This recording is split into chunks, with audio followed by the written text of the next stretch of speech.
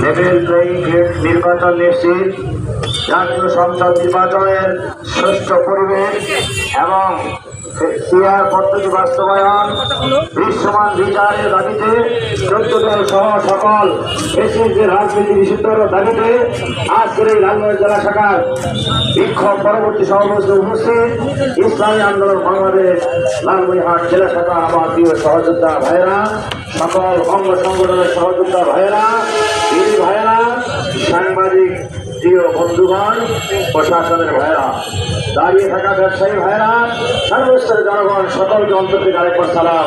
আসসালামু আলাইকুম ওয়া রাহমাতুল্লাহি ওয়া বারাকাতুহু। আজকে আমরা যুবপথে আন্দোলনের কর্মসূচি দেবে আজকে আমরা জেলা শাখার থেকে আজকে বিক্ষোভ। আজকে আমাদের 5 দফা দাবি, 5 দফা দাবির মধ্যে অন্যতম দাবি হল জুলাই সনদের আইন প্রদান করতে হবে। 2 নম্বর, বিআর পদ্ধতিতে নির্বাচন বাস্তবায়ন করতে হবে।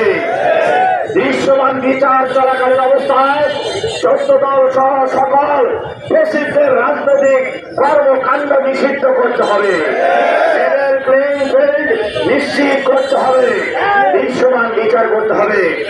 এর ব্যতি রেখে বাংলাদেশে যদি কোন পূর্বের মতো নীল নকশা নির্বাচন করতে চায়, 3-4 মাস যে ঘোষণা করবে সেই ঘোষণা বাস্তবায়ন করার জন্য আমাদের রক্ত নিয়ে জীবন দিয়ে সমস্ত দাবি দফা আদায় করার জন্য আমরা মাঠে ময়দানে চেষ্টা করব। ভাইরা, আগামী দিনে এই 5 দফা দাবি বাস্তবায়নের জন্য কেন্দ্র থেকে যে কর্মসূচি আসবে আমরা জীবন দেওয়ার জন্য কে কে রাজি আছি?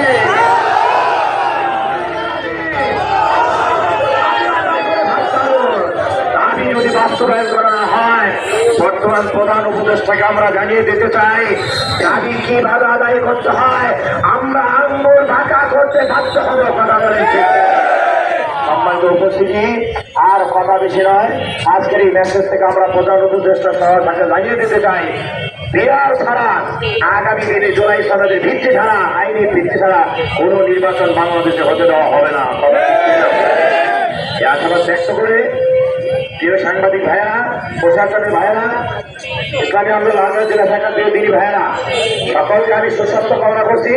তার আগে আজকের অত্যন্ত